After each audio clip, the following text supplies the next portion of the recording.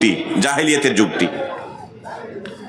রাসূলুল্লাহ সাল্লাল্লাহু আলাইহি ওয়াসাল্লাম যখন নিজের দাওয়াতের প্রচার শুরু করলেন, এদের মধ্যে কেউ কেউ আল্লাহ রসুল সাল্লাল্লাহু আলাইহি ওয়াসাল্লামের এই দাওয়াতকে গ্রহণ করতে শুরু করলেন।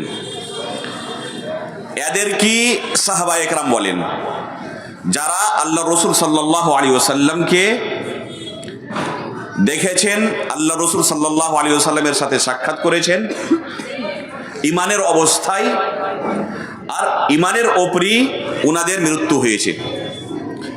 এই পৃথিবীতে থাকাকালীন ওনারা ইমানের ওপরে থেকেছেন, আর যখন এই পৃথিবী থেকে বিদায় নিয়েছেন তখন ইমানের ওপরে বিদায় নিয়েছেন। এদেরকে বলেন সাহাবায়ে কেরাম। এখনই বললাম যে এদের জীবনের দুটি পাঠ আছে। একটি হচ্ছে ইসলাম গ্রহণ করার আগেকার, আর একটি হচ্ছে ইসলাম গ্রহণ করার পরের পাঠ। ইসলাম গ্রহণ করার আগের যে পাঠটি আছে, এটি হচ্ছে পৃথিবীর ইতিহাসে সবচেয়ে অন্ধকার বই। আর ইসলাম গ্রহণ করার পরে ওনাদের যে জীবন এই পৃথিবীতে পার হয়েছে, সে যুগটিকে আপনি বলতে পারেন পৃথিবীর মধ্যে সবচেয়ে উজ্জ্বল যুগ। রাসূলুল্লাহ সাল্লাল্লাহু আলাইহি ওয়াসাল্লাম কি বলছেন, খায়রুন নাসি কারনি সুম্মা আল্লাযীনা ইয়ালুনাহুম সুম্মা আল্লাযীনা ইয়ালুনাহুম। সবচেয়ে ভালো যুগ, সবচেয়ে উজ্জ্বল যুগ হচ্ছে আমার যুগ, তারপরে যারা আসবেন আর তারপরে যারা আসবেন, মানে হচ্ছে সাহাবায়ে কেরাম, তাবেঈন, তাবেঈ তাবেঈন। এই যুগটি পৃথিবীর মধ্যে সবচেয়ে উজ্জ্বল যুগ। তো এক ব্যক্তি আল্লাহ আর রসুল সাল্লাল্লাহু আলাইহি ওয়াসাল্লামের জন্য নিজের জীবনে কিভাবে চেঞ্জিং আনতে পারে, যদি দেখার আপনার প্রয়োজন থাকে তাহলে সাহাবায়ে কেরামদের জীবনীকে পড়ুন, যে কিভাবে আল্লাহ আর আল্লাহ রসুলের জন্য ওনারা নিজের জীবনকে পরিবর্তন করেছিলেন। ওনাদের ওই যুগটির সম্পর্কে আমাদেরকে জানা উচিত, আমাদের কি আকীদা থাকা উচিত ওনাদের সম্পর্কে। এটা খুবই গুরুত্বপূর্ণ বিষয়, এটা আকীদার মসলা। আর আকীদা যদি মানুষের সঠিক থাকে, আমলে কিছু ত্রুটি থাকে, আল্লাহ রাব্বুল আলামিন ক্ষমা করে দিবেন। কিন্তু আপনার আমল অনেক বেশি আর আকীদা হচ্ছে বাতিল আকীদা, ভ্রান্ত আকীদা, অনেক ভুল ত্রুটি আছে। তো আমল যতই বেশি থাক না কেন, আকীদা যদি আপনার ভুল থাকে, আকীদা যদি সঠিক না থাকে, সাহাবায়ে কেরামের যে আকীদা ছিল, সালাফে সালেহিনের যে আকীদা ছিল, ওই আকীদা যদি আপনি না রাখেন তাহলে আল্লাহর কাছে কিন্তু পরিত্রাণ পাবেন না। আল্লাহ রাব্বুল আলামিন যদি আপনার আকীদা ভুল থাকে, ওই আকীদা আপনি গ্রহণ না করেন, যে আকীদা রাসূলুল্লাহ সাল্লাল্লাহু আলাইহি ওয়াসাল্লাম এই সাহাবীদেরকে শিখিয়ে গিয়েছেন, তাহলে কিন্তু আল্লাহ রাব্বুল আলামিনের জান্নাত পাওয়া যাবে না। এই সাহাবীদের সম্পর্কে আল্লাহ রাব্বুল আলামিন ইনাদের কি মর্যাদা, এর সম্পর্কে কোরআনে অনেক আয়াতে বলেছেন। আল্লাহ রাব্বুল আলামিন এই পৃথিবীতেই উনাদেরকে জান্নাতের সুসংবাদ দিয়েছিলেন। এখনো পর্যন্ত জীবিত আছেন, এই মাটির উপরে চলছেন, হাঁটছেন, আর ওনাদের কাছে জান্নাতের টিকিট ছিল। আপনি ওনাদের মর্যাদা চিন্তা করুন, যে আল্লাহ রাব্বুল আলামিন ওনাদেরকে কি মর্যাদা দান করেছিলেন, যে এই পৃথিবীতে এখনো পর্যন্ত চলছেন, হাঁটছেন, মৃত্যুবরণ করেননি, কিন্তু ওনাদের কাছে এখনই জান্নাতের টিকিট আছে। আল্লাহ রাব্বুল আলামিন ভবিষ্যতে কিছু গুনাহ যদি হয় ওনাদের কাছ দিয়ে, আগে আল্লাহ রাব্বুল আলামিন ওনাদের জন্য এইভাবে এলান করে দিয়েছে যে যে তোমরা আমল করতে চাও করতে পারো, আগে আমি তোমাদের সমস্ত গুনাহকে ক্ষমা করে দিলাম। এই হচ্ছে সাহাবায়ে কেরামের মর্যাদা। ই'মালু মা শি'তুম ফাকাদ গাফারতু লাকুম। তোমরা যে চাও আমল করতে পারো, যদি কোনো তোমার গুনাহ হয়ে যায়, আগে আমি তোমাকে ক্ষমা করে দিলাম। আল্লাহ রাব্বুল আলামিন এই সাহাবায়ে কেরামদের সম্পর্কে কোরআনে বলছেন, ওয়াস-সাবিকুনাল আউয়ালুনা মিনাল মুহাজিরিন ওয়াল আনসার ওয়াল্লাযীনা ইত্তাবাউহুম বিইহসান রাদিয়াল্লাহু আনহুম ওয়া রাদু আনহু ওয়া আ'আদ্দা লাহুম জান্নাতিন তাজরি তাহতাহাল আনহার। আল্লাহ রাব্বুল আলামিন এই আয়াতটিতে কারা জান্নাত পাবে এই সম্পর্কে বলেছেন। কোন মানুষ এই ধরনের পৃথিবীতে পাওয়া যাবে যার আকাঙ্ক্ষা নাই জান্নাত পাওয়ার? একটি লোকও আপনি পাবেন না। এমনকি যারা কিয়ামতের ওপরে বিশ্বাস করে না, আল্লাহর উপরে ঈমান রাখে না, ওদেরও আকাঙ্ক্ষা যে আমরা যেন জান্নাত পাই। ওই জন্য দেখবেন নামের আগাদিকে যাদের মৃত্যু হয়ে গেছে কি লেখে তারা? স্বর্গীয়। স্বর্গ ওনারাও পেতে চান, ঈমান নাই তা সত্ত্বেও আকাঙ্ক্ষা জেনে আমি জান্নাত পেয়ে যাই। আল্লাহ রাব্বুল আলামিন এই আয়াতটিতে বলেছেন যে কিভাবে মানুষ জান্নাত পাবে, কারা জান্নাত পাবে। কি বলছেন? ওয়াস-সাবিকুনাল আউয়ালুন মিনাল মুহাজিরিন ওয়াল আনসার। মুহাজিরিন আর আনসারের মধ্যে যারাই অন্তর্ভুক্ত, সাহাবায়ে কেরামের দুটি দল ছিল, একটি হচ্ছে মুহাজিরিন আর দ্বিতীয় হচ্ছে কে? আনসার। আল্লাহ রসুল সাল্লাল্লাহু আলাইহি ওয়াসাল্লাম যখন হিজরত করে মক্কা থেকে মদিনা গেলেন, তো মদিনাবাসীরা হচ্ছেন আনসার। আল্লাহ রসুল সাল্লাল্লাহু আলাইহি ওয়াসাল্লাম আর সাহাবাদেরকে জায়গা দিলেন, উনাদের সহযোগিতা করলেন। আর যারা মক্কা ছেড়ে এসেছিলেন মদিনা, এদেরকে বলা হয় মুহাজিরিন। তো সাহাবায়ে কেরামদের দুটি দল, মুহাজিরিন আর আনসার। আল্লাহ রাব্বুল আলামিন এই সাহাবাদের সম্পর্কে কি বলছেন? যে এদের জান্নাত যাওয়ার জন্য এতটুকু যথেষ্ট যে এরা সাহাবী। ওয়াস-সাবিকুনাল আউয়ালুন মিনাল মুহাজিরিন ওয়াল আনসার, এদের সম্পর্কে আল্লাহ রাব্বুল আলামিন কোনো শর্ত এই আয়াতে উল্লেখ করছেন না। এদের জন্য কোনো শর্ত রাখছেন না যে এইভাবে আমল করে তাহলে জান্নাত পাবে, না করে তাহলে জান্নাত পাবে না, এই ধরনের কোনো শর্ত রাখছেন না। শুধু মুহাজির কিংবা আনসারি হওয়া যথেষ্ট জান্নাত পাওয়ার জন্য এদের। তারপরে এই পৃথিবীতে যারা আসবে কিয়ামত পর্যন্ত, তাবেঈন, তারপরে যেরকম আমরা এসেছি, আমাদের পরে যারা আসবে, এদের জন্য আল্লাহ রাব্বুল আলামিন শর্ত লাগাচ্ছেন। কি বলছেন? ওয়াল্লাযীনা ইত্তাবাউহুম বিইহসান। এই সাহাবীদের পরে যারা আসবে এই পৃথিবীতে, এদের যদি অনুকরণ করে ভালোভাবে তাহলে তারা জান্নাত পাবে। আর যদি অনুকরণ না করে তাহলে? অন্য এক আয়াতে আল্লাহ রাব্বুল আলামিন বলছেন, ওয়া ইউশাকিকির রাসূলা মিন বা'দি মা তাবায়্যানা লাহুল হুদা ওয়া ইয়াত্তাবি' গায়রা সাবিলিল মুমিনিন নুওয়াল্লিহি মা তাওয়াল্লা ওয়া নুসলিহি জাহান্নাম ওয়া সাআত মাসীরা। এই আয়াতে আল্লাহ রাব্বুল আলামিন বলছেন যে এই সাহাবীদের যারা পথে না চলবে, ওদের জন্য আমি ওদেরকে জাহান্নামে নিক্ষেপ করব।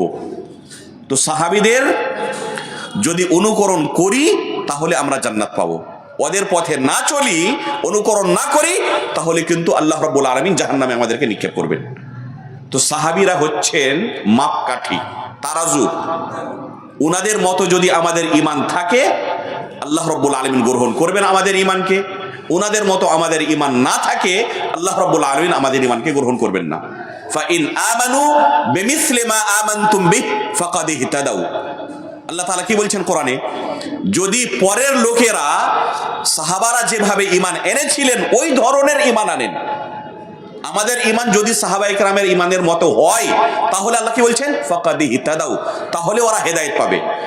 তো আমরা হেদায়েত কখন পাবো? যখন সাহাবীদের মতো ঈমান আনবো। আর আমাদের ঈমান যদি সাহাবীদের মতো না হয়, তাহলে কিন্তু আমরা পথভ্রষ্ট। তো এই হচ্ছে সাহাবাদের মাকাম ও মার্তাবা, উনাদের মর্যাদা। আল্লাহ রাব্বুল আলামিন এই পৃথিবীতে উনাদেরকে জান্নাতবাসী হওয়ার ঘোষণা করে দিয়েছেন। কোরআনে আল্লাহ রাব্বুল আলামিন সূরাতুল হাদীদে বলছেন, কিছু সাহাবী যারা সুলহে হুদাইবিয়ার আগে, হুদাইবিয়ার সন্ধি যে হয়েছিল তার আগে যারা আল্লাহর রাস্তায় খরচ করেছে, ওদের মর্যাদা যারা পরে ঈমান এনেছে, আল্লাহর রাস্তায় খরচ করেছে, এরা পাবে না। এরাও সাহাবী কিন্তু পরে ঈমান এনেছে। ইসলামের মধ্যে অন্তর্ভুক্ত কবে হয়েছেন এরা? হুদাইবিয়া সন্ধির পরে, সুলহে হুদাইবিয়ার পরে। ইসলাম যখন মজবুত হয়ে গেছে তারপরে ঈমান আনছেন। ইনারাও সাহাবী কিন্তু ইনাদের মর্যাদা যারা প্রথম দিন থেকে আল্লাহ রসুলের সাথ দিয়েছেন, উনাদের সাথে এদের কিন্তু মুওয়াজানা করা যাবে না, এদের কম্পিটিশন উনাদের সাথে করা যাবে না, কম্পেয়ার করা যাবে না। তারপরে আল্লাহ রাব্বুল আলামিন বলছেন ওয়াকুল্লাহু ওয়া'আদাল্লাহুল হুসনা, কিন্তু সমস্ত এই সাহাবাইদের সম্পর্কে আল্লাহ রাব্বুল আলামিন জান্নাতের ডিক্লেয়ার করছেন, ওদের জন্য এলান করছেন যে এই সমস্ত হুদাইবিয়ার সন্ধির আগে ঈমান আনুক কিংবা পরে ঈমান আনুক, ওয়াকুল্লাহু ওয়া'আদাল্লাহুল হুসনা, সমস্ত এই সাহাবীদের সম্পর্কে আল্লাহ রাব্বুল আলামিন ওয়াদা করছেন যে এদের জন্য জান্নাত ধরা আছে। তো এই হচ্ছে সাহাবায়ে কেরামের মর্যাদা, যে আল্লাহ রাব্বুল আলামিন এই পৃথিবীতে উনাদেরকে জান্নাতের এলান দিয়ে দিয়েছিলেন, এলান করে দিয়েছিলেন, উনাদের কাছে জান্নাতের টিকিট ছিল। চিন্তা করুন নিজের জীবনের ওপরে, কিংবা যে যুগে আমরা বসবাস করছি, আমাদের মাঝে সবচেয়ে যে নেক ব্যক্তি, ভালো ব্যক্তি, মুত্তাকি, পরহেজগার, ওর সম্পর্কে এই ধরনের আমি যদি মন্তব্য করি, এখনই আমার বারে অনেক বাড়িয়ে চাড়িয়ে বললেন, আল্লাহ ওনাদেরকে ক্ষমা করুক। এই সম্পর্কে কোনো লোকের সম্পর্কে যে আপনি একটা ভালো মন্তব্য করছেন, কি দেখে মন্তব্য করছেন? শুধু বাহ্যিক দৃষ্টি দেখে। অন্তরের সম্পর্কে কেউ জানে? আমার অন্তরে কি আছে, আপনার অন্তরে কি আছে আমি বলতে পারবো? আমার অন্তরে কি আছে আপনি বলতে পারবেন? হতে পারে যে আমার বাহ্যিক দৃষ্টিটা খুবই ভালো, লোকের সামনে খুবই আমি মুত্তাকি পরহেজগার হয়ে আছি, কিন্তু আসলে আমার মধ্যে কিন্তু আল্লাহর প্রতি, আল্লাহ রসুলের প্রতি ভালোবাসা ওই ধরনের নাই যেভাবে হওয়া উচিত। আমার মধ্যে ইমানের অনেক ত্রুটি আছে, দুর্বল আছে আমার ইমান। হতে পারে। আপনি কোনো মানুষের সম্পর্কে ওর অন্তরের সম্পর্কে ফয়সালা করতে পারবেন না। শুধু একমাত্র অন্তরের সম্পর্কে কে জানেন? শুধু একমাত্র আল্লাহ রাব্বুল আলামিন জানেন। আলিমুন বিযাতিস সুদূর। সাহাবীদের সম্পর্কে আল্লাহ রাব্বুল আলামিন কোরআন কারীমে কি ডিক্লেয়ার করছেন? উলাইকাল্লাযীনা ইমতাহানাল্লাহু কুলুবাহুম লিত্তাকওয়া। আল্লাহ রাব্বুল আলামিন ইনাদের অন্তরকে যাচাই বাছাই করে নিয়েছেন, তারপরে দেখছেন যে ইনাদের অন্তরে শুধু তাকওয়া আছে। আল্লাহ রাব্বুল আলামিন এই সাহাবীদের সম্পর্কে শুধু বাহ্যিক দৃষ্টির এইভাবে সাক্ষ্য দেননি, উনাদের অন্তরের সম্পর্কে আল্লাহ রাব্বুল আলামিন এলান করছেন যে উনাদের অন্তরে তাকওয়া ভরে আছে। এই মর্যাদা পৃথিবীতে সাহাবীদের ছাড়া আর নবীদের ছাড়া আরো কোনো অন্য ব্যক্তির নাই। যতই বড় ইমাম হোক না কেন, যতই বড় আলিম হোক না কেন, কিন্তু ওনার সম্পর্কে শুধু আপনি বাহ্যিক দৃষ্টি বলে দেখে আপনি কোনো সাক্ষ্য দিতে পারেন যে খুব মুত্তাকি, খুব পরহেজগার। ওর অন্তরে কি আছে আপনি সাক্ষ্য দিতে পারবেন না, কিন্তু নবীদের সম্পর্কে আর সাহাবীদের সম্পর্কে আল্লাহ রাব্বুল আলামিন কোরআন কারীমে এই সাহাবাদের সম্পর্কে বলেছেন উলাইকাল্লাযীনা ইমতাহানাল্লাহু কুলুবাহুম লিত্তাকওয়া। এই হচ্ছে সাহাবাদের মর্যাদা। আমাদেরকে কোনো ভালো একটা লোক আমাদের সমাজের অত্যন্ত মুত্তাকি পরহেজগার, ওকে যদি বলে দেওয়া হয়, মনে করেন সরকারের পক্ষ থেকে ওর জন্য বিশেষ ছুট চলে এলো, ওকে বলা হলো যে আপনার টিকিট চেক করার কোনো অফিসারকে অনুমতি নাই, আপনি প্লেনে সফর করুন, বাসে সফর করুন, ট্রেনে সফর করুন, কোনো লোকের অধিকার নাই আপনার টিকিট চেক করার। এত আপনি আমার নিকট সম্মানীয়, আপনাকে কেউ টিকিটের সম্পর্কে কথা জিজ্ঞেস করবে না। আপনি এক অফিসে কাজ করছেন, ওই অফিসে আরো আপনার সঙ্গে 10 জন 20 জন আপনার সাথী কাজ করছে, সবারই সাথে এক চুক্তি আছে সংস্থা যে আপনাকে 10টাতে স্কুলে আসতে হবে, ফিঙ্গারপ্রিন্ট দিতে হবে, আপনার হাজিরি হবে 10টাতে, আপনি 4টাতে স্কুল ছুটি হবে, 4টার পরে আপনি যেতে পারবেন। কিন্তু কোনো এক টিচারের সম্পর্কে বলা হলো যে আপনি এই কানুনের ঊর্ধ্বে আছেন, আপনার সম্পর্কে এই কানুন নয়, আপনি আউট অফ ল আছেন। যদি কোনো লোককে এইভাবে ছুট দিয়ে দেওয়া হয়, তো ওই লোকটা কানুন কি আর ফলো করবে? কি মনে করছেন? আপনি জানছেন যে কোনো লোকের অধিকার নাই আমার কাছে টিকিট চেক করার, আমার কাছে টিকিটের সম্পর্কে জিজ্ঞেস করার, তো আমি আর টিকিট কাটবো কি? যে জিজ্ঞেস করুক কিংবা না করুক, আমার উচিত হচ্ছে যে এতটুকু আমাকে যখন সরকার ছুট দিয়ে রেখেছে, এত আমার সম্মান করছে ওরা, তাহলে ওইভাবে আমি কাজ করব যেটা আমার ব্যক্তিত্বর জন্য উচিত। যদি কোনো লোককে ছুট দিয়ে দেওয়া হয়, ওই কিন্তু আর কানুন ফলো করবে না, ওই ল ফলো আর করবে না।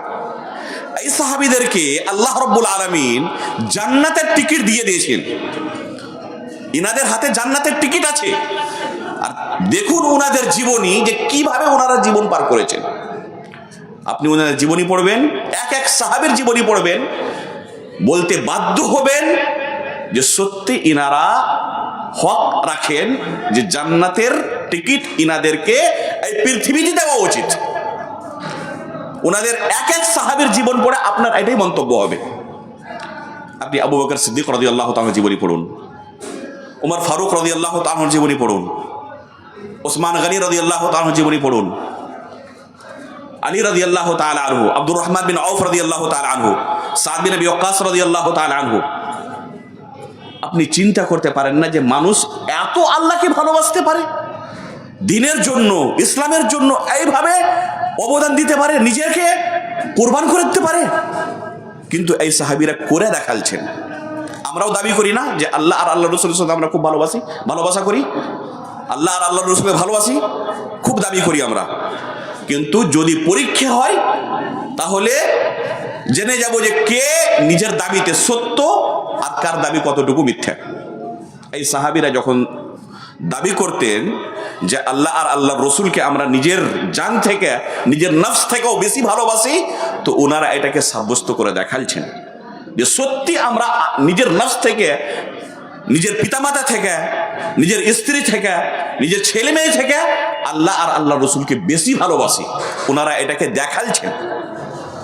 তাবুকের যুদ্ধর সময় রাসূলুল্লাহ সাল্লাল্লাহু আলাইহি ওয়াসাল্লাম এলান করলেন যে এই যুদ্ধতে আমাদের কিছু অর্থের দরকার আছে,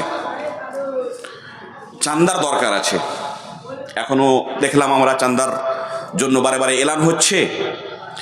যদি কোনো লোকের কাছে আমাদের পয়সা থাকে আর হঠাৎ করে দরকার পড়ে যায় কোনো পয়সার সামাজিক ব্যবস্থার জন্য, তো যার কাছে পয়সা আছে আর সবাই জানছে যে যার কাছে পয়সা আছে, ওই আগে চেষ্টা করবে কি এই মসজিদ থেকে কোনোভাবে লুকিয়ে পালিয়ে যাওয়ার, যে এখন আমাকে সবাই ধরবে। এটাই আমাদের বাস্তব। আল্লাহ রসুল সাল্লাল্লাহু আলাইহি ওয়াসাল্লাম এলান করছেন যে আজকে আমাদের দরকার আছে চাঁদার, কিছু অর্থ দরকার আছে আমাদের। ওমর ফারুক রাদিয়াল্লাহু তাআলা আনহু বলছেন যে এই এলান শুনে এত আমি খুশি হলাম, কিসের কারণে? আজকে আল্লাহ রাব্বুল আলামিন আমাকে অনেক পয়সা দিয়েছেন। এলান হচ্ছে যে চাঁদা দিতে হবে, আর আল্লাহর রহমতে আজকে আমার কাছে অনেক পয়সা আছে, অনেক মাল আছে, ধন আছে। আজকে আমি আবু বকর সিদ্দিক রাদিয়াল্লাহু তাআলা আনহুর চেয়ে বেশি সাদকা করতে পারবো, আল্লাহর রাস্তায় দান করতে পারবো, উনার আগে বেড়ে যেতে পারবো। আজকে সুযোগ আমার কাছে আছে। যখনই এই ধরনের কোনো সুযোগ আসে, আবু বকর সিদ্দিক রাদিয়াল্লাহু তাআলা আনহু থেকে আমরা অনেক পিছিয়ে থাকি। উনার থেকে আগে বাড়তে কোনোদিন কিন্তু আমরা পারিনি। আজকে কিন্তু আমার কাছে সুযোগ আছে আবু বকর সিদ্দিকের চেয়েও আগে বেড়ে যাওয়ার। অনেক খুশি হলেন ওমর ফারুক রাদিয়াল্লাহু তাআলা আনহু। দিয়ে আল্লাহ রসুল সাল্লাল্লাহু আলাইহি ওয়াসাল্লামের কাছে অনেক ধন সম্পদ এসে আল্লাহ রসুলের আগাদিকে রেখে দিলেন। ওমর ফারুক রাদিয়াল্লাহু তাআলা আনহুকে আল্লাহ রসুল জিজ্ঞাসা করছেন যে ওমর কতটুকু তুমি এনেছো? তো বলছেন আল্লাহ রসুল যতটুকু আপনি দেখছেন অতটুকুই বাড়িতে সেরেছি, মানে আমি নিজের সম্পদের, নিজের ধনের অর্ধেক আপনাকে সাদকা করে দিলাম। সেম প্রশ্ন রাসূলুল্লাহ সাল্লাল্লাহু আলাইহি ওয়াসাল্লাম আবু বকর সিদ্দিককে করছেন। তো কি বলছেন যে আল্লাহ রসুল বাড়িতে আল্লাহ আর আল্লাহর রসুল ছাড়া কিছু ছাড়িনি, যত যে কিছু ছিল সব কিছু আপনার আগাদিকে রেখে দিয়েছি। তখন ওমর বলছেন যে আবু বকর আপনার আগে বাড়া আমাদের জন্য সম্ভব নয়। আজকের কোন লোক এই ধরনের পাওয়া যাবে যে আল্লাহর জন্য নিজের সব কিছু কোরবান করে দেবো আমি? আমরা চিন্তাও করতে পারবো না যেটা ওই সাহাবায়ে কেরাম করে গেছেন। যদি 1 মিনিট আমাকে চিন্তা করতে বলা হয় যে কিছু তোমার কাছে ধন সম্পদ আছে সব কিছু দিয়ে দাও আল্লাহর জন্য, আমরা চিন্তাও করতে পারবো না বাস্তবে দেওয়া তো দূরের কথা, চিন্তাও যদি করতে বলতে হয়, কেউ বলে আমাদেরকে, তো আমরা চিন্তা করতে পারবো না।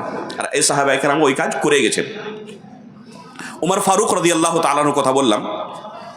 উমর ফারুক রাদিয়াল্লাহু তাআলা আনহুর জীবনী পড়েন আপনি। ওনার জীবনী ইসলাম গ্রহণ করার আগে এক ছিল, ইসলাম গ্রহণ করার পরে আরো এক। একটা মানুষ আল্লাহর সন্তুষ্ট লাভ করার জন্য নিজেকে কত চেঞ্জ করতে পারেন, যদি শিখতে চান তাহলে উমর ফারুক রাদিয়াল্লাহু তাআলা আনহুর জীবনীকে পড়ুন। আল্লাহর সন্তুষ্টি লাভ করার জন্য একটা মানুষ নিজেকে কত চেঞ্জ করতে পারে। ইসলাম গ্রহণ করার আগে ইসলামের শত্রু ছিলেন, চিরশত্রু।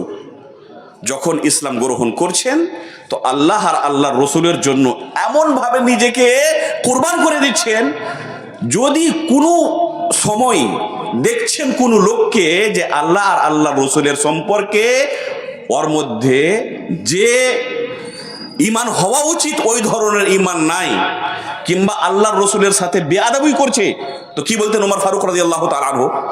দানি আযরিবু উনুকা হাযাল মুনাফিক ইয়া রাসূলুল্লাহ। আল্লাহ রসুল আপনি অনুমতি দেন, এই মুনাফিকের আমি গর্দন মেরে দিব, একে আমি হত্যা করে দিব। সহ্য করতে পারতেন না যে কোন লোক আল্লাহর রসুলের বেয়াদবি করবে। দানি আযরিবু উনুকা হাযাল মুনাফিক, প্রসিদ্ধ বাক্য উমর ফারুক রাদিয়াল্লাহু তাআলা আনহু। কেউ বলতে পারে যে অন্য লোকের সম্পর্কে, আমরাও বলতে পারবো। উমর ফারুক রাদিয়াল্লাহু তাআলা আনহু শুধু এই বাক্যটি অন্য লোকের সম্পর্কে বলেননি। উহুদের বদরের যুদ্ধর পরে রাসূলুল্লাহ সাল্লাল্লাহু আলাইহি ওয়াসাল্লাম যারা কয়েদি হয়ে এসেছিল মুসলমানদের কাছে, এদের সম্পর্কে আল্লাহ রসুল সাল্লাল্লাহু আলাইহি ওয়াসাল্লাম উমর ফারুক রাদিয়াল্লাহু তাআলা আনহু আর আবু বকর সিদ্দিক রাদিয়াল্লাহু তাআলা আনহু এই দু সাহাবীর কাছে পরামর্শ চাইছেন। আবু বকর সিদ্দিক রাদিয়াল্লাহু তাআলা আনহু পরামর্শ কি দিলেন? যে কিছু মালধন নিয়ে এদেরকে ছেড়ে দেওয়া হোক, আমাদের মালধনের প্রয়োজনও আছে, আর এরা আমাদের নিজের আত্মীয়, সব কোনো অন্য লোক তো না, আমাদের নিজের আত্মীয়, তো এদেরকে ছেড়ে দেওয়া হোক, হতে পারে ভবিষ্যতে এরা ঈমান গ্রহণ করবে।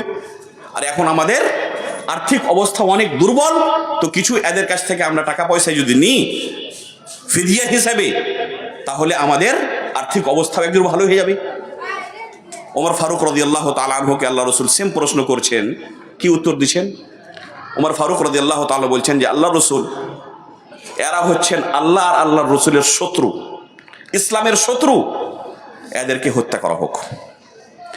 আর প্রত্যেকটা লোক নিজের আত্মীয় স্বজনকে হত্যা করবে, আর স্টার্টিং আমার দ্বারা হোক। আমার যার যত আত্মীয় স্বজন আছে আমার আগে দিকে পেশ করেন, আমি শুরু করছি।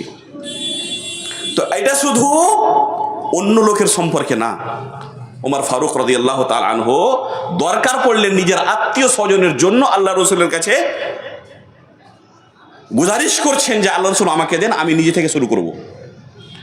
সহি মুসলিমে একটি ঘটনা এসছে, ওমর ফারুক রাদিয়াল্লাহু তাআলা আনহুর আল্লাহ রসুল সাল্লাল্লাহু আলাইহি ওয়াসাল্লামের নিজের স্ত্রীদের সাথে কিছু মতভেদ হয়, বাড়ির খরচ নিয়ে কিছু মতভেদ হয়। আল্লাহ রসুল সাল্লাল্লাহু আলাইহি ওয়াসাল্লাম নারাজ হয়ে ওনাদের কাছ থেকে ইলা করে নেন। ইলা বলে কসম খাওয়াকে, যে আমি কসম খাচ্ছি তোমাদের কাছ থেকে আমি 1 মাস পর্যন্ত দূরে থাকবো। আল্লাহ রসুল সাল্লাল্লাহু আলাইহি ওয়াসাল্লাম তালাক দেননি, কি করেছিলেন? শুধু কসম খেয়েছিলেন যে 1 মাস পর্যন্ত আমি তোমাদের কাছ থেকে দূরে থাকবো। মদিনাতে কিন্তু আফওয়া উড়ে যায় যে আল্লাহ রসুল সাল্লাল্লাহু আলাইহি ওয়াসাল্লাম নিজের স্ত্রীগণকে তালাক দিয়ে দিয়েছেন। কত বড় খবর হবে! আমাদের গ্রামে কোনো একটা যদি তালাকের ঘটনা আমরা শুনি, তো কত আগুনের মতো এই ঘটনাকে এই খবর উড়ে। এখানে আল্লাহর রসুলের সম্পর্কে এই খবর আসছে যে আল্লাহ রসুল নিজের সমস্ত স্ত্রীগণকে তালাক দিয়ে দিয়েছেন। আগুনের মতো খবর উড়েছে। ওমর ফারুক রাদিয়াল্লাহু তাআলা আনহুর কাছেও খবর পৌঁছালছে। যে যখনই শুনেছেন এই খবরকে, যে অবস্থায় ছিলেন ওই অবস্থায় ছুটে আল্লাহ রসুলের বাড়ি, যে অবস্থায় ছিলেন, এমন না যে ভালোভাবে আগে কাপড় ধরি পরি তারপরে যাব, যে অবস্থায় ছিলেন ওই অবস্থায় ছুটে আল্লাহ রসুলের বাড়ি পৌঁছালছেন। তারপরে দেখছেন যে আল্লাহ রসুল সাল্লাল্লাহু আলাইহি ওয়াসাল্লাম দ্বিতীয় তালাতে, যদি বলেন তাহলে বালকনি। আজকের আমরা একটা বাড়ি আছে, ওই যুগে আজকের মতো এত সুন্দর বাড়ি হতো না। আবু আইয়ুব আনসারী রাদিয়াল্লাহু তাআলা আনহুর বাড়িতে আল্লাহ রাসূল অনেকদিন ছিলেন।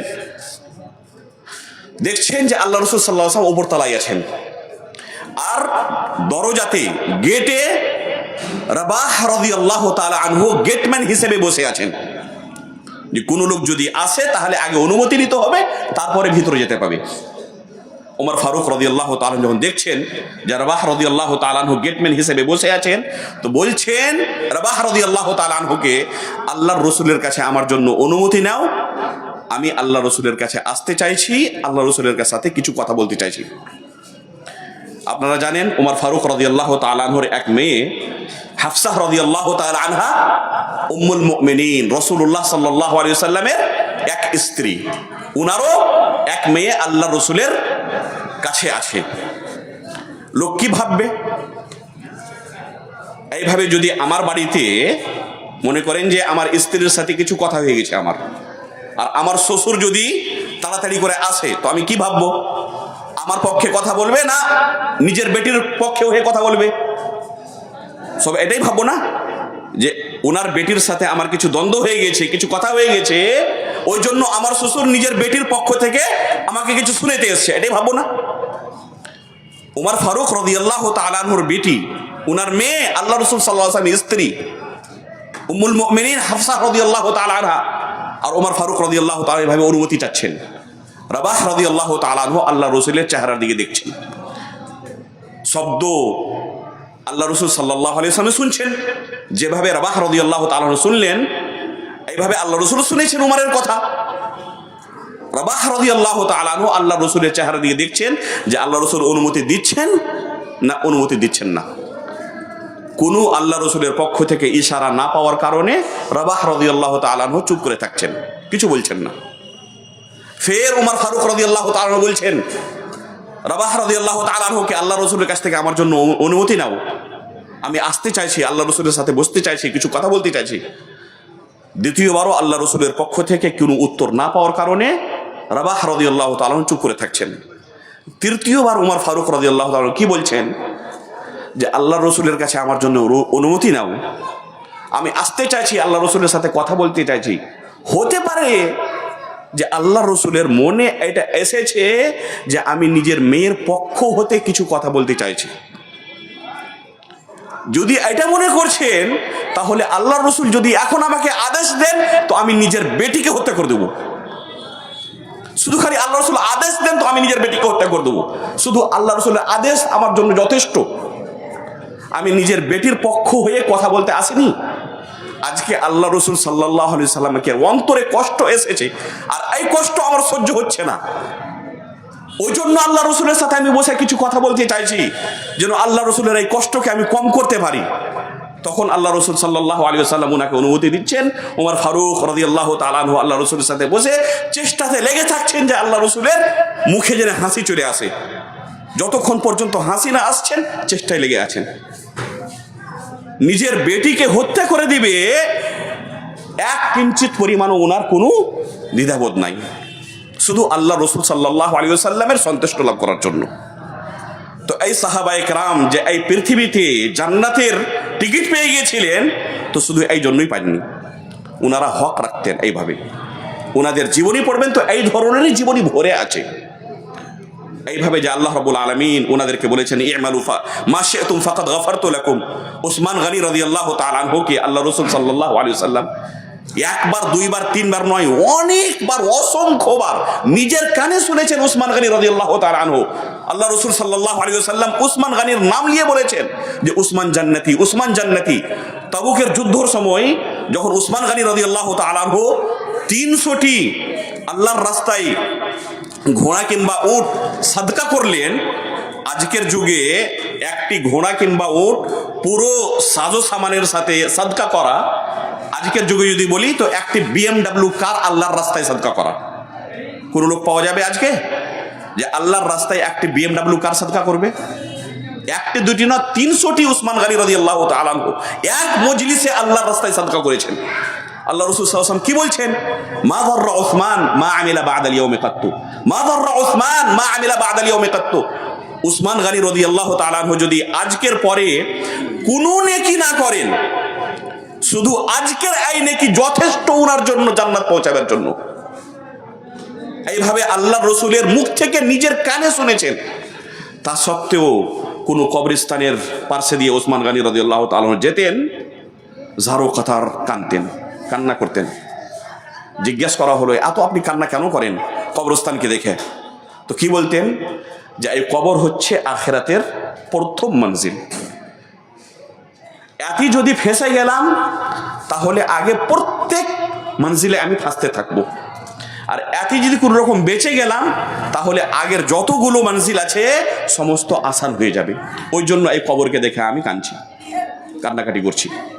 আপনি চিন্তা করুন, যার কাছে জান্নাতের টিকিট আছে, নিজের আখিরাতের সম্পর্কে এইভাবে উনি চিন্তা করছেন। জান্নাতের টিকিট থাকা সত্ত্বেও আবু বকর সিদ্দিক রাদিয়াল্লাহু তাআলা আনহু একদিন হানজালাহ রাদিয়াল্লাহু তাআলা আনহুকে রাস্তায় দেখছেন, দিয়ে বলছেন যে আপনার সম্পর্কে আল্লাহ রসুল সাল্লাল্লাহু আলাইহি ওয়াসাল্লাম কিছুদিন থেকে খুঁজছেন, কেন আপনি মজলিসে থাকছেন না? তো কি উত্তর দিয়েছেন হানজালাহ রাদিয়াল্লাহু তাআলা আনহু? নাফাকা হানজালা, হানজালা তো মুনাফিক হয়ে গেছে। আল্লাহ রসুলের সাহাবী, যাকে আল্লাহ রাব্বুল আলামিন এই পৃথিবীতে জান্নাতের সুসংবাদ দিয়েছেন, নিজের সম্পর্কে কি বলছেন? যে আমি তো মুনাফিক হয়ে গেছি।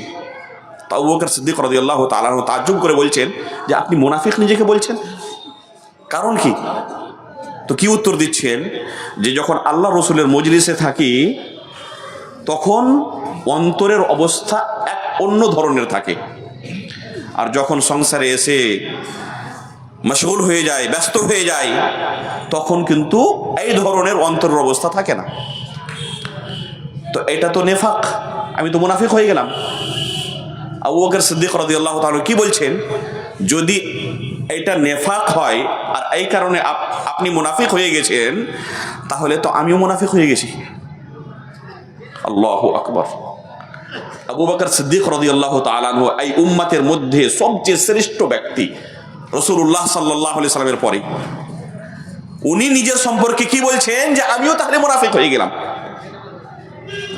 তারপরে আল্লাহ রসুল সাল্লাল্লাহু আলাইহি ওয়াসাল্লামকে এসে জিজ্ঞেস করছেন যে আমাদের এই অবস্থা। তখন আল্লাহ রসুল সাল্লাল্লাহু আলাইহি ওয়াসাল্লাম কি বলছেন? যে এক ধরনের ঈমান থাকা সব সময় এটা সম্ভব নয়। ওয়ালাকিন সাআতান ওয়া সাআতান ইয়া হানজালা, এটা কখনো কখনো হবে এই ধরনের ঈমান। যদি তোমাদের ঈমান সর্বদা এই ধরনেরই থাকে, তাহলে লাসাফাহাতকুমুল মালাইকা ফি তুরুকাতিকুম, ফেরেশতারা তোমাদের রাস্তায় এসে তোমাদেরকে মুসাফা করবেন, যদি সব সময় এই ধরনের ঈমান থাকে। কিন্তু ঈমানের মধ্যে কোনো সময় বেশি হয়, কোনো সময় ঈমান কম হয়, এক অবস্থায় ঈমান থাকে না। আল ঈমানু ইয়াজিদু ওয়া ইয়ানকুস। তো চিন্তা করুন, আবু বকর সিদ্দিক রাদিয়াল্লাহু তাআলা আনহু, যার সম্পর্কে আল্লাহ রাসূল সাল্লাল্লাহু আলাইহি ওয়াসাল্লাম অনেক মজলিসে নাম নিয়ে বলেছেন যে আবু বকর জান্নাতি, নিজের জীবনের শেষে আল্লাহ রাসূল সাল্লাল্লাহু আলাইহি ওয়াসাল্লাম নিজের মুসাল্লায় আবু বকর সিদ্দিক রাদিয়াল্লাহু তাআলা আনহুকে নাম নিয়ে বলেছেন, মুরু আবু বকরিন ফালিয়ুসাল্লি বিন নাস, আবু বকর সিদ্দিককে আদেশ দাও ওই জেনে আমার মুসাল্লায় দাঁড়ায় ইমামতি করার জন্য, ওই জন্য লোকেদের ইমামতি করে নামাজ পড়ায়। তো এই হচ্ছে আবু বকর সিদ্দিক রাদিয়াল্লাহু তাআলা আনহুর মর্যাদা।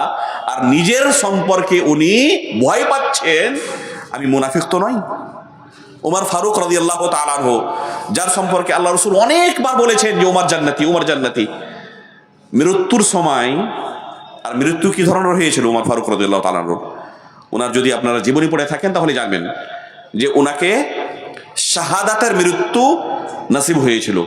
ওমর ফারুক রাদিয়াল্লাহু তাআলা যখন খলিফা হলেন, আল্লাহর কাছে দোয়া করতেন যে আল্লাহ মদিনাতে আমার মৃত্যু দাও আর শাহাদাতের মৃত্যু আমি চাই। দুটি দোয়া করতেন, মদিনাতে মৃত্যুর আর শাহাদাতের মৃত্যুর দোয়া করতেন। সাহাবায়ে কেরাম তাজ্জুব করতেন যে এটা কিভাবে সম্ভব হবে, এখন মদিনা ইসলামী রাষ্ট্র। ওমর ফারুক রাদিয়াল্লাহু তাআলা আনহুর যুগে মদিনাতে কোনো গায়র মুসলিম ছিল না, মদিনা হয়ে গেছে ইসলামী রাষ্ট্র। যতগুলো গায়র মুসলিম ছিল, ও ইহুদি ছিল, সমস্তকে ওমর ফারুক রাদিয়াল্লাহু তাআলা আনহু কি করেছিলেন? মদিনা থেকে বের করে দিয়েছিলেন। তো মদিনাতে শুধু মুসলমান আছে, মদিনাতে ভবিষ্যতে আর যুদ্ধ হবে, আর কোনো লোককে মদিনার মধ্যে শাহাদতের মৃত্যু নসিব হবে, এটা কিন্তু সম্ভব দেখা যাচ্ছে না। তো সাহাবা ইকরাম তাজ্জুব করতেন যে এটা কিভাবে সম্ভব যে কোন লোকের মৃত্যু মদিনাতে হবে আর শাহাদাতের মৃত্যু সে পাবেন। কিন্তু উমর ফারুক রাদিয়াল্লাহু তাআলা আল্লাহর কাছে দোয়া করতেন এভাবে, উনি মদিনাতেই, শুধু মদিনাতে নয়, আল্লাহ রসুল সাল্লাল্লাহু আলাইহি ওয়াসাল্লামের মুসাল্লায় ইমামতি অবস্থায় শাহাদাতের মৃত্যু বরণ করেন। তো ওই অবস্থাতে শাহাদাতের মৃত্যু পাওয়ার পরেও উমর ফারুক রাদিয়াল্লাহু তাআলা আনহু কি বলছেন যে এই অবস্থায় যদি আমার কাছে পুরো পৃথিবীর ধন সম্পদ থাকতো, তাহলে আমি আখেরাতের যে আযাব আছে, যে ভয়াবহ দৃশ্য আছে, অতি থেকে বাঁচার জন্য পুরো পৃথিবীকে আমি সদকা করে দিতাম। যার কাছে আল্লাহর পক্ষ থেকে জান্নাতের টিকিট আছে, আল্লাহ রসুলের মুখ থেকে নিজের কানে শুনেছেন যে উমর জান্নাতি, শাহাদাতের মৃত্যু আল্লাহ রাব্বুল আলামিন দিচ্ছেন, তা সত্ত্বেও আখিরাতের সম্পর্কে এইভাবে ভয়াবহ ভয় পাচ্ছেন যে আখিরাতে আবার কি হবে। তো এই সাহাবায়ে কেরাম এই যে মর্যাদা পেয়েছিলেন পৃথিবীতে, কোনো এক সাহাবীর সম্পর্কে আপনি পাবেন না যে এরা এই মর্যাদা পাওয়ার কারণে কোনোদিন মিস ইউজ করেছেন, ইয়ার যে আমার কাছে তো আগে থেকে জান্নাতের টিকিট আছে, আগে থেকে আল্লাহ রাব্বুল আলামিন মাফ করে দিয়েছে, তাহলে কিছু গুনাহ করেইনি। কোনোদিন কিন্তু কোনো সাহাবী এই কারণে কোনো গুনাহের দিকে পা বাড়াননি। হ্যাঁ, ওনারা মানুষ ছিলেন, ফেরেশতা নয়। কিছু ভুল ত্রুটি ওনাদের দ্বারাও হয়েছে, কিছু ভুল ত্রুটি হয়েছে, কিন্তু এই ভুল ত্রুটি ওনাদের নেকির পরিমাণে কতটুকু হবে? একদিকে নেকির পাহাড় আছে, আর দ্বিতীয় দিকে ভুল ত্রুটিগুলো জাররার মতো। জাররা কাকে বলে জানেন তো? ফামান ইয়ামাল মিসকালা যাররাতিন খাইরান ইয়ারা। জাররা এত সূক্ষ্ম জিনিস যে আপনি এই চক্ষু দিয়ে দেখতে পাচ্ছেন না। কখন দেখা যায়? যদি সূর্যের আলো রুমের ভিতরে আসে কোনো ফুটো দিয়ে, তো ওখানে দেখবেন যে অনেক ছোট ছোট ধূলিকণা হয়, দেখা যায়, কিন্তু আছে পুরো রুমে দেখা যাচ্ছে না, শুধু ওই জায়গাতে দেখা যাচ্ছে যে জায়গাতে আলো আসছে সূর্যর, একে বলে জাররা। তো ওনাদের ভুল ত্রুটিগুলো, ওনাদের গুনাহগুলো, ওনাদের দ্বারাও গুনাহ হয়েছে অতি অল্প, তো ওই গুনাহগুলো কতটুকু হবে? যদি কম্পেয়ার করা হয় তাহলে গুনাহ হবে জাররার মতো, আর নেকি হবে পাহাড়ের মতো। এক হাদিস দ্বারা অনুমান করুন যে উনাদের নেকি আল্লাহর নিকট কি ধরনের। রাসূলুল্লাহ সাল্লাল্লাহু আলাইহি ওয়াসাল্লাম এক হাদিসে বলছেন, লা তাসুব্বু আসহাবি, আমার সাহাবীদেরকে কোনো গালিগালাজ করিও না, ওদের সম্পর্কে কোনো ভুল মন্তব্য করিও না। ফাওয়াল্লাযী নাফসি বিয়াদিহি লাউ আনফাকা আহাদুকুম মিসলা উহুদিন যাহাবা মা বালাগা মুদ্দা আহাদিহিম ওয়ালা নাসিফা। যদি তোমাদের মধ্যে কোনো ব্যক্তি আল্লাহর রাস্তায় উহুদ পাহাড়ের বরাবর যদি স্বর্ণ খরচ করে, কতটুকু সাদকা করলো? 5,000, 10,000, 20,000 টাকা। উহুদ পাহাড়ের বরাবর স্বর্ণ আল্লাহর রাস্তায় যদি সাদকা করে দেয়, আর এক সাহাবী আল্লাহর রাস্তায় কোনো খাদ্য দ্রব্য কতটুকু সাদকা করছে? মুদ্দা আহাদিন ওয়ালা নাসিফা, 1 মুদ কিংবা অর্ধেক মুদ। 4 মুদ 1 সা হয়। আপনারা রমজান মাসের শেষে 1 সা সাদকাতুল ফিতর দেন না? তো 4 মুদ 1 সা হয়। কোন সাহাবী যদি শুধু 1 মুদ কিংবা অর্ধেক মুদ খাদ্যদ্রব্য আল্লাহর রাস্তায় সাদকা করে, আর অন্য ব্যক্তি আল্লাহর রাস্তায় উহুদ পাহাড় বরাবর স্বর্ণ খরচ করে, সাদকা করে, তাও ওদের মর্যাদায় পৌঁছতে পারবে না। এই হচ্ছে সাহাবায়ে কেরামের মর্যাদা অন্য লোকের সাথে কম্পেয়ার যদি করেন। এমনকি এই হাদিসটি আল্লাহ রাসূল সাল্লাল্লাহু আলাইহি ওয়াসাল্লাম খালিদ বিন ওয়ালিদ রাদিয়াল্লাহু তাআলা আনহুকে খেতাব করে বলেছেন। আব্দুর রহমান বিন আউফ রাদিয়াল্লাহু তাআলা আনহুর সাথে ওনার কিছু কথা হয়ে যায়। আমরা বললাম না যে ওনারা মানুষ ছিলেন, ফেরেশতা ছিলেন না। ওনাদের সাথেও শয়তান লেগে থাকতো, ওনাদের দ্বারাও কোনো সময় কিছু ভুল ত্রুটি হয়ে গেছে। খালিদ বিন ওয়ালিদ রাদিয়াল্লাহু তাআলা আনহু আব্দুর রহমান বিন আউফ রাদিয়াল্লাহু তাআলা আনহুকে কিছু এই ধরনের কথা বলে দিয়েছেন যেটা বলা উচিত ছিল না। আব্দুর রহমান বিন আউফ রাদিয়াল্লাহু তাআলা আনহু কে জানেন তো? আব্দুর রহমান বিন আউফ রাদিয়াল্লাহু তাআলা আনহু সর্বপ্রথম ইসলাম গ্রহণ যারা করেছেন যে সাহাবা ইকরাম, তার মধ্যে এক হচ্ছেন আব্দুর রহমান বিন আউফ রাদিয়াল্লাহু তাআলা আনহু। আশারায়ে মুবাশশারার মধ্যে এক আব্দুর রহমান বিন আউফ রাদিয়াল্লাহু তাআলা আনহু, যে 10 সাহাবা ইকরামের সম্পর্কে আল্লাহ রাসূল সাল্লাল্লাহু আলাইহি ওয়াসাল্লাম এক মজলিসে নাম নিয়ে জান্নাতের সুসংবাদ দান করেন, তার মধ্যে একে হচ্ছেন আব্দুর রহমান বিন আউফ রাদিয়াল্লাহু তাআলা আনহু। আল্লাহর রাসূল সাল্লাল্লাহু আলাইহি ওয়াসাল্লাম এই পৃথিবীতে শুধু দুটি ব্যক্তি আছেন যার পিছনে নামাজ আদায় করেছেন মুক্তাদি হয়ে, শুধু দুটি সাহাবী। তার মধ্যে এক হচ্ছেন আব্দুর রহমান বিন আউফ রাদিয়াল্লাহু তাআলা আনহু, দ্বিতীয় হচ্ছেন আবু বকর সিদ্দিক রাদিয়াল্লাহু তাআলা আনহু। যখন ওমর ফারুক রাদিয়াল্লাহু তাআলা আনহু মৃত্যুবরণ করেন, বললাম না যে ওনাকে খানজার মেরে দেওয়া হয়েছিল, শাহাদতের মৃত্যু উনি পেয়েছিলেন। তার আগে উনি ডিক্লেয়ার করলেন যে আমার পরে খলিফা কে হবে। 6 জন সাহাবা ইকরামের নাম উনি ডিক্লেয়ার করলেন। আব্দুর রহমান বিন আউফ রাদিয়াল্লাহু তাআলা আনহু, সাদ বিন আবি ওয়াক্কাস রাদিয়াল্লাহু তাআলা আনহু, তালহা রাদিয়াল্লাহু তাআলা আনহু, জুবাইর বিন আওয়াম রাদিয়াল্লাহু তাআলা আনহু, আর আলী আর উসমান রাদিয়াল্লাহু তাআলা আনহুমা। এই 6 জন সাহাবা ইকরাম সম্পর্কে ওমর ফারুক রাদিয়াল্লাহু তাআলা কি বললেন যে এদের মধ্যে কোনো একজন আমার পরে খলিফা হবে। যদি খুব সহজে কোনো এক ব্যক্তির উপরে সবারই মত হয়ে যায়, সব বলল যে না একে আমরা নিজের খলিফা নিযুক্তি করছি, তাহলে খুব ভালো কথা। কিন্তু যদি মতভেদ হয়ে যায়, হতে পারে মতভেদ, কেউ বলছে যে আমি একে খলিফা চাই, কেউ বলছে আমি একে খলিফা চাই, কিংবা এদের মধ্যে কেউ বলতে পারে যে আমি খলিফা হব, ওই বলছে আমি খলিফা হব। যদি এই অবস্থা চলে আসে তাহলে কিভাবে মীমাংসা করবে?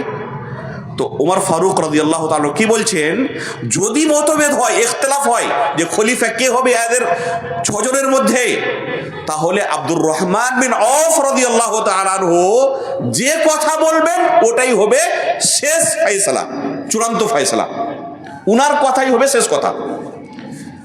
ওই 6 জনের মধ্যে আব্দুর রহমান বিন আউফ রাদিয়াল্লাহু তাআলা আনহুর নাম আছে, আর উনারই কথা হবে শেষ কথা।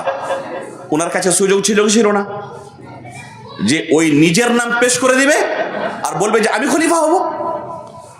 যদি অন্য লোকেরা মেনে নেয় তাও খলিফা, যদি বিরোধিতা করে তাও খলিফা। এই জন্য কি আমার নামের সম্পর্কে কি বলে গেছেন আমিরুল মুমিনিন, যদি খুব ভালোভাবে মীমাংসা হয়ে একমত হয়ে যায় তাহলে সে খলিফা হবে, আর যদি বিরোধিতা হয় তাহলে কি হবে? আব্দুর রহমান বিন আউফ রাদিয়াল্লাহু তাআলা যে কথা বলবেন ও হবে শেষ কথা। তো ওনার কাছে খুব সুন্দর সুযোগ ছিল নিজেকে খলিফা বলার। খলিফা হওয়ার জন্য যদি ওনাদের আকাঙ্ক্ষা থাকতো, এই পৃথিবীকে অর্জন করার আকাঙ্ক্ষা থাকতো, খুব সুন্দর ওনার কাছে কিন্তু সুযোগ ছিল। আব্দুর রহমান বিন আউফ রাদিয়াল্লাহু তাআলা আনহু সমস্ত সাহাবা ইকরামকে আর 5 জনকে জমা করলেন, দিয়ে বলছেন যে আমাদের মধ্যে কোনো এক লোক খলিফা হবে। তোমাদের মধ্যে যদি কেউ নিজের নামকে টেনে নিতে চাও তাহলে বলে দাও যে আমি খলিফা হব না, লাস্টে যে বেঁচে যাবে ওকে আমরা খলিফা নির্বাচন করে নেব, খুব সহজে ফয়সালা হয়ে যাবে। আর সর্বপ্রথম আমি নিজের সম্পর্কে বলছি যে আমার দরকার নাই খলিফা হওয়ার, আমি নিজের নামটাকে সর্বপ্রথম আমি টানছি। যখনই এই কথা বললেন সমস্ত সাহাবা একরাম কি বলছেন? সাদ বিন আবি ওয়াক্কাস রাদিয়াল্লাহু তাআলা বলছেন না আমারও দরকার নাই খলিফা হওয়ার। তালহা, জুবাইর এরা বলছেন আমার দরকার নাই খলিফা হওয়ার। আল্লাহ রাব্বুল আলামিন জান্নাতের টিকিট এইভাবে দিয়ে দেননি এনাদেরকে। এক রাষ্ট্র প্রধান হওয়ার, প্রধানমন্ত্রী আর রাষ্ট্রপতি হওয়ার সুযোগ পাচ্ছেন আর পালিয়ে যাচ্ছেন যে দরকার নাই দুনিয়া নেওয়ার, আমার শুধু দরকার আছে আমার জান্নাতের। নিজের নামকে নিয়ে পালিয়ে যাচ্ছেন যে আমাকে খলিফা হওয়ার দরকার নাই, আমি রাষ্ট্রপ্রধান হব না। আলী আর উসমান রাদিয়াল্লাহু তাআলা আনহু এই দুজনও পালাতে চাইছেন যে আমাকে খলিফা হওয়ার দরকার নাই। কিন্তু সহিহ বুখারীর শব্দ আছে ফাউসকাতাশ শাইখান, আলী আর উসমান রাদিয়াল্লাহু তাআলা আনহুকে উনার যারা ভক্ত ছিলেন জবরদস্তি এদের দুজনকে বলছেন যে আপনারা নিজের নাম টানতে পাবেন না, আপনাকে থাকতে হবে। জবরদস্তি লোকেরা, উনার ভক্ত যারা ছিলেন, জবরদস্তি উনাদের দুজনকে নিজের নাম টানতে দেননি। সেই জন্য লাস্টে এদের মধ্যে কাকে খলিফা করতে হবে, আব্দুর রহমান বিন আউফ রাদিয়াল্লাহু তাআলা আনহুকে অনেক চেষ্টা করতে হলো। প্রত্যেক লোককে জিজ্ঞেস করে যখন দেখলেন যে সবাই চাইছে উসমান গনি রাদিয়াল্লাহু তাআলা আনহু খলিফা হোক, উনি ডিক্লেয়ার করলেন যে উসমান গনি রাদিয়াল্লাহু তাআলা আনহু আমাদের আগামী খলিফা হবেন।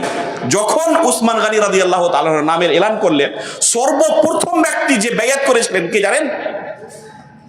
সর্বপ্রথম ব্যক্তি যে বাইয়াত করেছিলেন উনি হচ্ছেন আলী রাদিয়াল্লাহু তাআলা আনহু। যে কোন রকম আমার জান ছুটলো, এখন উসমান গনি রাদিয়াল্লাহু তাআলা আনহুকে খলিফা ডিক্লেয়ার করা হলো, খুশিতে সর্বপ্রথম আগে বাইয়াত করছেন আলী রাদিয়াল্লাহু তাআলা আনহু। তো এই সাহাবায়ে কেরাম দুনিয়ার পিছে ভাগতেন না, পালাতেন না। সর্বসময় ওনারা কি চেষ্টা করতেন? কিভাবে আল্লাহ রাব্বুল আলামিনের সন্তুষ্টি লাভ করব, জান্নাত কিভাবে পাবো। তো এই আব্দুর রহমান বিন আউফ রাদিয়াল্লাহু তাআলা আনহুর হচ্ছে মর্যাদা। এর সাথে এক অন্য সাহাবীর কিছু কথা হয়ে গেছে।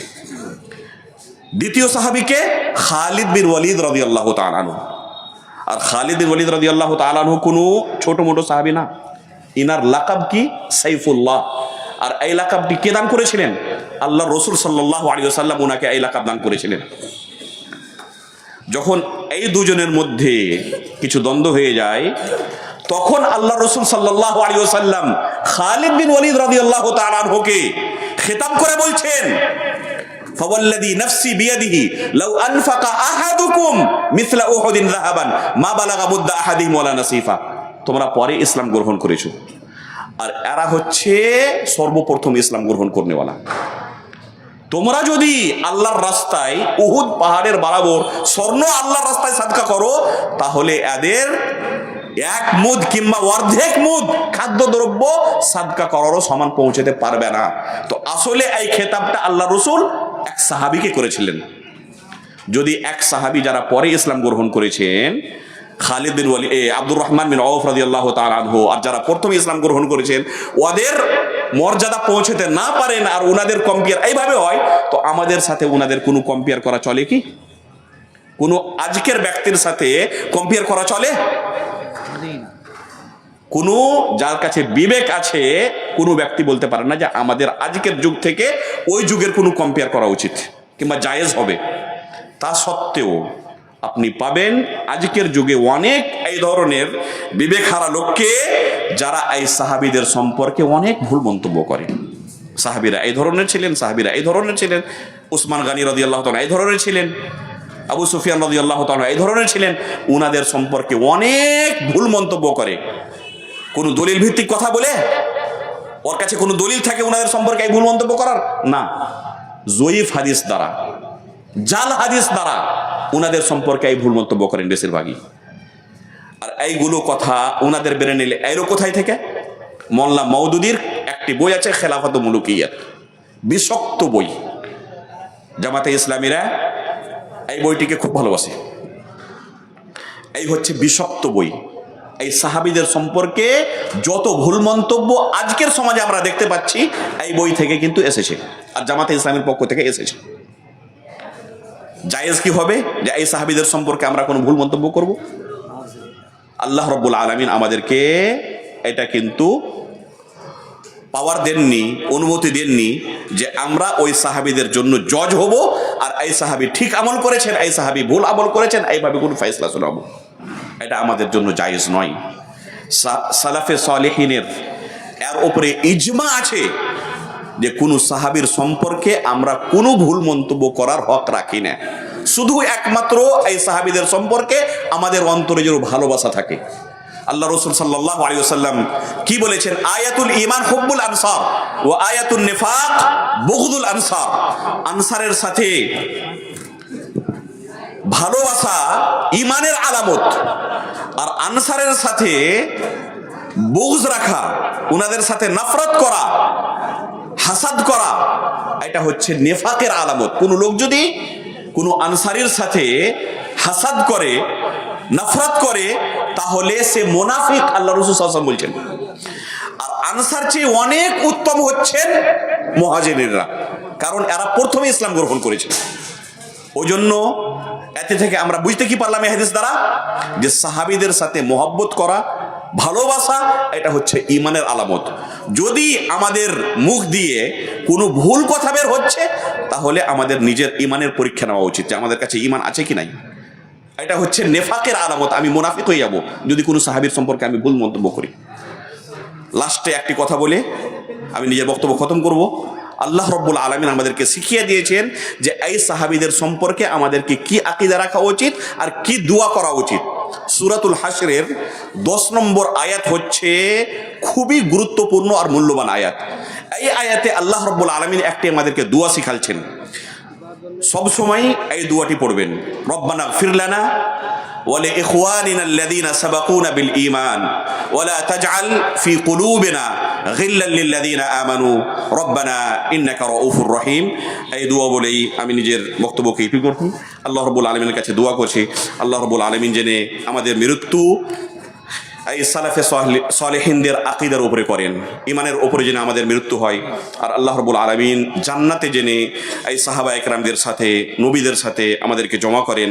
আমিন। তাকাব্বাল ইয়া রাব্বাল আলামিন ওয়া সাল্লাল্লাহু আলা নবিয়িনা মুহাম্মদ।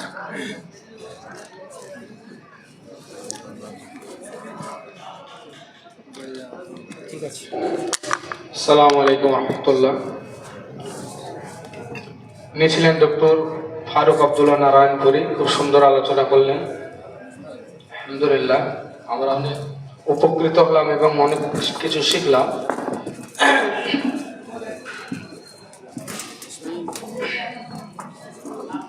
এবার আমাদের সামনে যিনি আসছেন, তিনি নদিয়া থেকে আসছেন, শেখ ইবাদুল্লাহ ইসলাহি। উনি বক্তব্য রাখবেন ইনশাল্লাহ, আপনারা মনোযোগ সহকারে শুনবেন।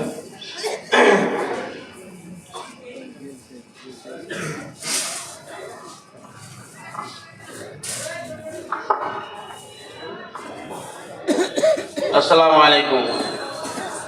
ভাই কেউ চলে যাবেন না, খুব মূল্যবান বক্তা আছেন, যিনার বক্তব্য শুনবেন।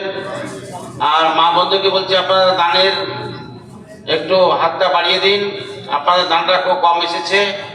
এটা আপনাদেরই মাদ্রাসা, আপনাদের দানের সাইডে মাদ্রাসা চলে, সেই দিকে লক্ষ্য রেখে একটু দানগুলো পাঠান, আর কেউ চলে যাবেন না।